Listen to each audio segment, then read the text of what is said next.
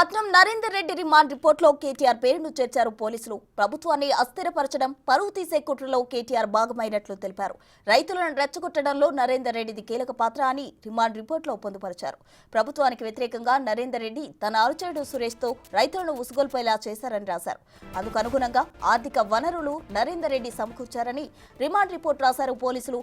Public hearing లోనే అధికారులను చంపేందుకు కుట్ర పన్నారని, ఏం జరిగినా తాము చూసుకుంటామని నరేందర్ రెడ్డి భరోసా ఇచ్చినట్లు పోలీసులు రిమాండ్ రిపోర్టులో తెలిపారు.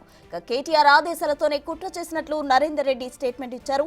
పొలిటికల్ మైలేజ్ కోసమే ప్రభుత్వానికి వ్యతిరేకంగా కుట్రకు పాల్పడినట్లు రిమాండ్ రిపోర్టులో పోలీసులు వెల్లడించారు.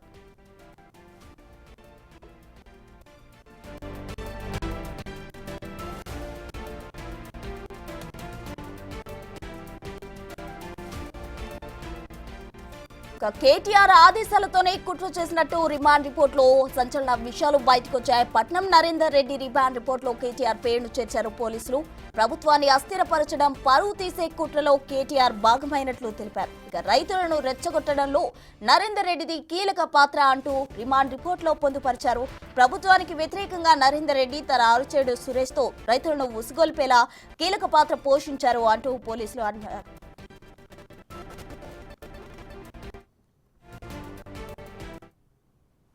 పట్నం నరేందర్ రెడ్డి రిమాండ్ రిపోర్ట్ కు సంబంధించి మరింత సమాచారం మా ప్రతినిధి రాణా ప్రతాప్ అందిస్తారు. రాణా,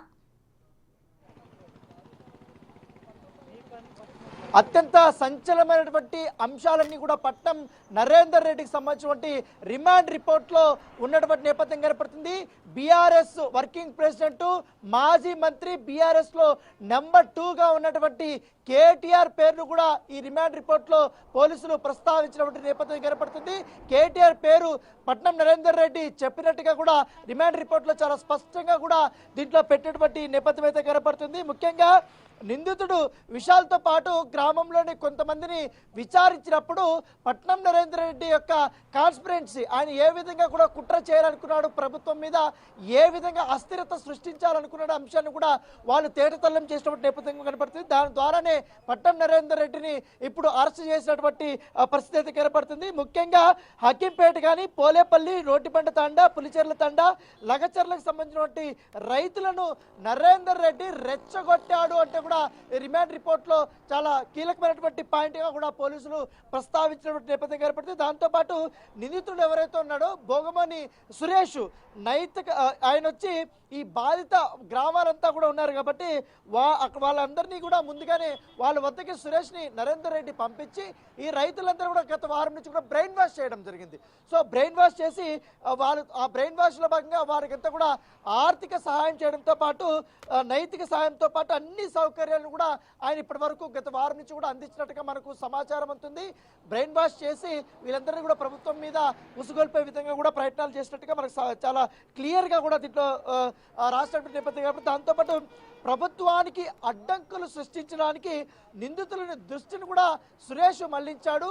ఇది ఖచ్చితంగా కూడా పట్నం నరేందర్ రెడ్డి ఇచ్చినటువంటి ఆదేశాల మేరకు ఇవన్నీ కూడా జరిగాయంటూ కూడా దీంట్లో రాసినటువంటి నేపథ్యం. మరొక కీలకమైనటువంటి పాయింట్ మీకు నేను చెప్తాను. భూసేకరణ సమయంలో సర్వే లేదా పబ్లిక్ హియరింగ్ నిర్వహించే సమయంలో అధికారులపై దాడులు చేయాలని, లేకపోతే మీ భూములు మీకు దక్కవని కూడా ఎవరైతే ఈ రైతులు ఉన్నారో వారిని రెచ్చగొట్టారు. ముఖ్యంగా ఈ తాడబండ ఎవరైతే తండాలో ఉన్నారో వారిని ఇట్లా రెచ్చగొట్టడం వల్ల వారిలో కోపగ్రతం ఉండేలా కూడా చేశారంటూ కూడా దాంట్లో క్లియర్గా రాసినటువంటి నేపథ్యం కనపడుతుంది. ఇలా చేస్తే మీకు అన్ని రకాల మద్దతు మా దగ్గర నుంచి ఉంటుంది, దాంతోపాటు మా పార్టీ ప్రముఖ నేత మిమ్మల్ని అన్ని రకాలుగా ఆదుకుంటారు అంటూ కూడా దీంట్లో రాసినటువంటి నేపథ్యం అయితే కనపడితే ఆ నేత ఎవరో కాదు కేటీఆర్ అంటూ కూడా ప్రస్తావించినటువంటి నేపథ్యం అయితే కనపడుతుంది.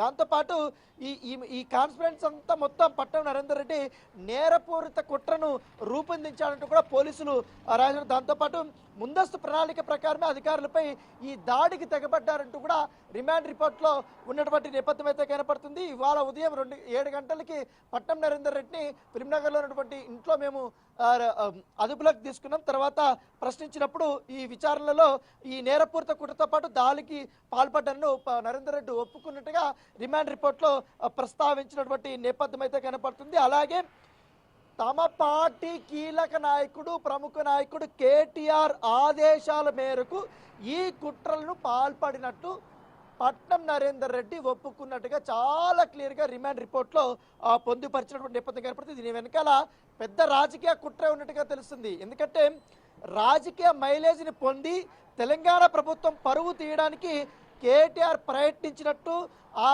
విషయాన్ని పట్నం నరేందర్ రెడ్డి చెప్పడము, పట్నం నరేందర్ రెడ్డి ఆ మొత్తం పన్నాగాన్ని ఆ పథకాన్ని అంతా కూడా అమలు చేసే బాధ్యత ఆయన తీసుకొని సురేష్ను ముందు పెట్టి ఈ తతంగానంతా నడిపినట్టుగా చాలా క్లియర్గా రిమాండ్ రిపోర్ట్లో పెట్టినటువంటి నేపథ్యం అయితే కనపడుతుంది. నిందితుడు సురేష్ ఫోన్ని తరచుగా సంప్రదించి వారి చర్యలను అంచనా వేసినట్టు కూడా ఆయన ఒప్పుకున్నట్టుగా పట్నం నరేందర్ రెడ్డి ఒప్పుకున్నట్టుగా దీంట్లో ప్రస్తావించారు. నిందితుడు సురేష్ ఇచ్చినటువంటి సీనియర్ డేటాలో కూడా ఆధారాలు లభించాయంటూ కూడా చాలా క్లియర్ కట్గా ఇవాళ రాసినటువంటి నేపథ్యం అయితే కనపడుతుంది. ఇదొక సంచలనంగానే మనం పరిగణించాల్సినటువంటి అంశం. ఎందుకంటే తెలంగాణ ప్రభుత్వాన్ని అస్థిరపరచడం, ప్రభుత్వ పరువు తీయడం, కుట్రలో కేటీఆర్ ఇతరులు ఆదేశాలు ఉన్నాయి అంటూ కూడా దీంట్లో ప్రముఖంగా కేటీఆర్ పేరుని ప్రస్తావించినటువంటి నేపథ్యం అయితే కనపడుతుంది. ఎందుకంటే పట్నం నరేందర్ రెడ్డికి కేటీఆర్ నుండి ఆదేశాలు రావడము, ఎట్టి పరిస్థితులన ముఖ్యమంత్రి సీఎం రేవంత్ రెడ్డి తన సొంత నియోజకవర్గం కొడంగల్లో ఇలాంటి అస్థిరత, ఇలాంటి అధికారులపైన దాడులు తెగగొలిపితే, అధికారులు ఎవరైనా చంపేస్తే దేశవ్యాప్తంగా ఒక చర్చ జరుగుతుంది, రాష్ట్ర వ్యాప్తంగా ఒక ఉద్యమం అనేది వస్తుంది అనేది కూడా వీరు భావించారు. కాబట్టి దానికి తగ్గట్టుగానే ఈ ప్రణాళికనంతా కూడా సిద్ధం చేశారు అనేది ఈ దీంట్లో తేటతెల్లమైనటువంటి నేపథ్యం. కాబట్టి తాను చేసినటువంటి నేరాన్ని పట్నం నరేందర్ రెడ్డి ఒప్పుకున్నట్టుగా ఎవరైతే పోలీసులు రిమాండ్ రిపోర్ట్లో ప్రస్తావించినటువంటి నేపథ్యం కనపడుతుంది. అయితే పట్నం నరేందర్ రెడ్డికి సంబంధించిన విషయంలో తమ తరపు లాయర్లు పట్నం నరేందర్ రెడ్డి అసలు ఎటువంటి నేరమే చేయలేదు, ఎవరితోనూ ఎటువంటి కాన్ఫరెన్స్లో పాల్గొనలేదు, ఒక కార్యకర్తకు మాత్రమే ఫోన్ చేశాడు, అది రెగ్యులర్గా జరిగే ప్రస్తావనే, ఆయన నియోజకవర్గ ఇన్ఛార్జ్ కాబట్టి అక్కడ ఉంటే కార్యకర్తలతో కూడా మాట్లాడతారు, ఇది కావాలనే ప్రభుత్వం కుట్ర చేసింది, మీరు ఈ కేసులో అన్యాయంగా ఇరికించారు కాబట్టి బెయిల్ ఇవ్వాలంటూ కూడా కొడంగల్ కోర్టులో వారు ఒక ప్రస్తావన చేశారు. కాకపోతే జడ్జి మాత్రం పోలీసులు చెప్పినటువంటి వర్షను, నిన్న రిమాండ్ రిపోర్ట్లో 16 మంది చెప్పినటువంటి వర్షన్స్ అంతా కూడా చూసిన తర్వాత 14 రోజుల పాటు రిమాండ్కి పంపించినటువంటి పరిస్థితి కనపడుతుంది. సో ఉంది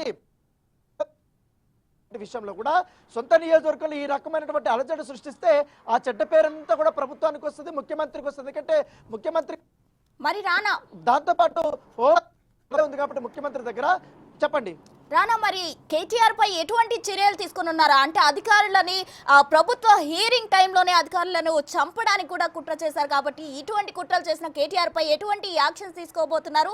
అలాగే రిమాండ్ రిపోర్ట్ లో తన పేరు రావడంపై కేటీఆర్ స్పందించారా? అయితే ఇప్పుడే రిమాండ్ రిపోర్ట్ బయటకు వచ్చింది కాబట్టి ఇప్పుడే ప్రముఖంగా కూడా మీడియాలో కూడా ఆయన పేరు ప్రస్తావన వచ్చింది. ఇంతవరకు కేటీఆర్ నుంచి కూడా ఎటువంటి స్పందన అయితే రాలేదు. అయితే చాలా క్లియర్గా, ఎందుకంటే పట్నం నరేందర్ రెడ్డి, సురేష్, కేటీఆర్ వీళ్ళు ముగ్గురు ప్రస్తావన అనేది కూడా ఈ రిమాండ్ రిపోర్ట్లో ఉన్నటువంటి నేపథ్యం అయితే కనపడుతుంది. ఈ రకంగా ముఖ్యమంత్రిని దిగజార్చడం వల్ల హోమ్ డిపార్ట్మెంట్ ఆయన దగ్గర ఉంది కాబట్టి ఆయన సొంత నియోజకవర్గంలో ఇలాంటి అలజడి వస్తే ఆటోమేటిక్గా గవర్నమెంట్ ఫెయిల్యూర్ అయింది, ముఖ్యమంత్రి ఫెయిల్యూర్ అయ్యాడు, ఇంటెలిజెన్స్ వ్యవస్థ ఫెయిల్యూర్ అయింది, పోలీసుల వ్యవస్థ ఫెయిల్యూర్ అయింది. దాంతోపాటు ఈ భూములకు సంబంధించిన విషయంలోనే, ఎందుకంటే వీళ్ళు ఇబ్రాహీంపట్నం దగ్గర 19,000 ఎకరాలకు సంబంధించినటువంటి అప్పుడు భూసేకరణ చేసినప్పుడు ఏ రకమైనటువంటి గొడవలు జరిగాయో, అప్పుడు వీళ్ళు ఏ రకంగా వాళ్ళని మభ్యపెట్టారు, ఏ రకంగా రైతులను బెదిరించారు, అట్లా కాకుండా వీళ్ళని రైతులను రెచ్చగొడితే ఖచ్చితంగా వీళ్ళంతా రెచ్చిపోయి అధికారుల్ని కొడతారు, తిడతారు. ఆ క్షణికావేశంలో అధికారులపైన కూడా దాడులు చేసి ఎవరైనా మరణించే అవకాశం ఉంది కాబట్టి ఇది ఖచ్చితంగా పెద్ద హైలైట్ అవుతుంది. దీని ద్వారా కూడా కాంగ్రెస్ పార్టీకి దెబ్బ జరుగుతుంది. ఇది మొత్తం రాష్ట్ర వ్యాప్తంగా ఈ ఉద్యమాలు చేయడం వల్ల బీఆర్ఎస్ పార్టీకి లాభం చేకూరుతున్న ఉద్దేశంతోనే ఈ కుట్ర చేసినట్టుగా పోలీసులు చాలా క్లియర్గా దాంట్లో చెప్పినటువంటి నేపథ్యం కనపడుతుంది. దీని వెనుకున్నటువంటి పాత్రదారులు, సూత్రధారులు, మొత్తం కుట్రదారులు అందరినీ కూడా బయటకు తీస్తామని ఇప్పుడే ఐజీ సత్యనారాయణ కూడా చెప్పినటువంటి నేపథ్యంలో ఇప్పుడు కేటీఆర్ ప్రస్తావన వచ్చింది. రేపు పోలీసులు కేటీఆర్ విషయంలో ఎలాంటి చర్యలు తీసుకోబోతారనేది కూడా ఆసక్తికరమైన పరిణామం. ఎందుకంటే ఒక ప్రభుత్వ ఉద్యోగులు ఒక్కరి కాదు, ఇద్దరు కాదు, దాదాపు 5 మంది పైన అత్యంత పాశవికంగా, చాలా విచక్షణారహితంగా వారిపైన దాడులు చేశారు. కేవలం రాళ్ళు కర్రలు కాకుండా హద్దు రాళ్ళు ఉంటాయో చాలా పెద్ద పెద్ద రాళ్ళు అవి కూడా వేసి కార్ల మీద వేసి కొట్టారు.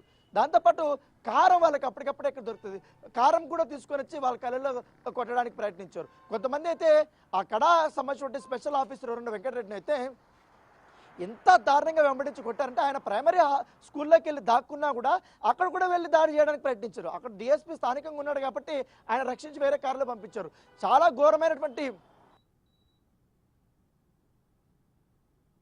కూడా అదే పని చేశారు.